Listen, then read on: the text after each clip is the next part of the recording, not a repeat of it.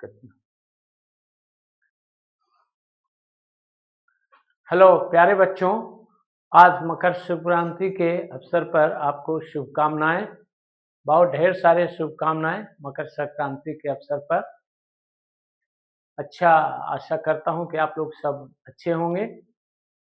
आज हम लोग topper classes new area Nawada में पढ़ेंगे हम लोग D&A ब्लॉक एलिमेंट्स चैप्टर का part standard electrode potential variation.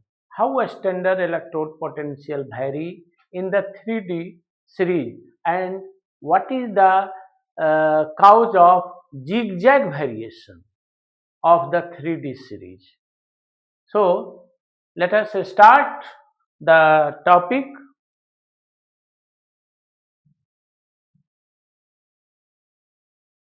What is electrode potential? We know that electrode potential develops on electrode when the metal dipped in its ionic solution. Then electrode potential develops on that particular electrode. Metal ions goes in the solution and electrons on the electron move in the outer circuit. So electrode potential is electric potential developed on a metal electrode when it is in equilibrium with a solution of its own ions taking electrons from electrode. तो वही electrode को डुबाते हैं solution में तो electrode potential develop होता है. Now the trend of the electrode potential in the 3D series is shown in the graph. The electrode potential decreases. यहाँ पर देखिए डिक्रीज कर रहा है, decreases like this graph. But some of the metal ion has more electrode potential, just like manganese and यहाँ पर cobalt, nickel और यहाँ कॉपर. ये देखिए कॉपर में सबसे ऊपर है, कॉपर ऊपर है और फिर यहाँ जिंक डाउन हो रहा है. तो ये डिक्रीज करना चाहिए. नॉर्मल ट्रेंड डिक्रीजिंग बताता है, थोड़ा सा जिगजैग है. और इसको हम लोग क्यों ये जिगजैग हो रहा है, यहाँ मेटल मैग्नीज के केस में देखते हैं. मैग्नीज के केस में ये इंक्रीज किया है. क्यों? क्योंकि मैग्नीज के केस में ये d ऑर्बिटल हाफ फील्ड है D5 के केस में.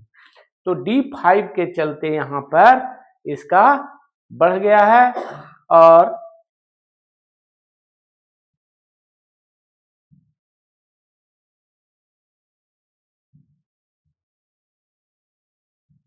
क्या अच्छा ठीक है. तो there is irregular variation in standard electron potential due to irregular variation in enthalpy of sublimation. ये एक्चुअली इलेक्ट्रोड पोटेंशियल होता क्या है? Electrode potential of an electrode is sum of the 3 type of energy. First energy is enthalpy of atomization और enthalpy of sublimation. यानी metal solid से जो है वह मेटल एटम में चेंज होता है तो ये गैसियस स्टेट में, फिर उसका आयनाइजेशन होता है तो सेकेंड इंथैल्पी जो है आयनाइजेशन इंथैल्पी है. और third enthalpy of hydration.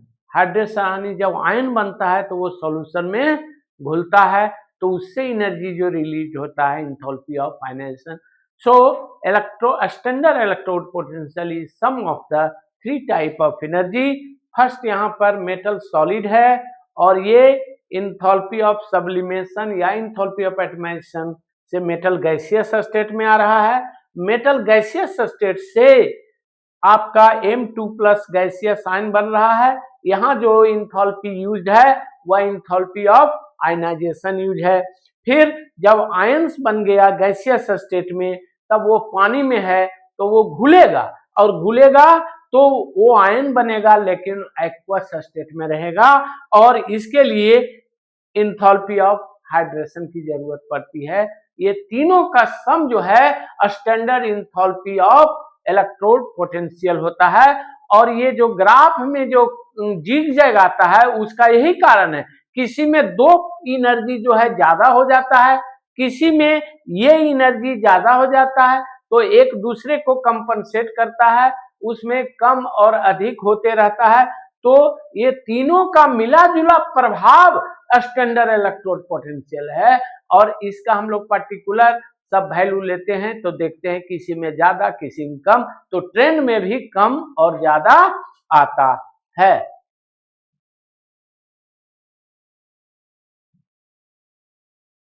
The E0 standard electrode potential varies decreases from the left to right across the series, 3D series में घटता है। जनरल ट्रेंड ये manganese, nickel and zinc have a values than expected.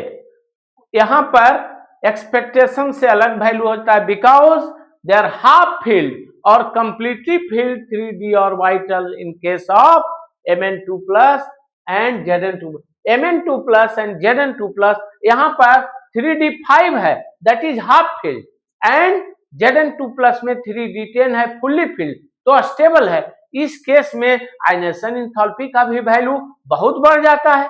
Stable configuration 3D5 और 3D10 है, उससे electron निकालना difficult है, जिससे इसका वैल्यू बढ़ जाता है और इससे एबनॉर्मलिटी आती है। फिर the highest negative enthalpy of hydration of nickel. Nickel का क्यों चेंज होता है, क्यों इसमें एनालॉमी आता है? उसका कारण है कि निकेल का इंथैल्पी ऑफ हाइड्रेशन ज्यादा होता है, highest negative enthalpy of hydration of nickel. तो ये इसका है। Thank you very much for this video.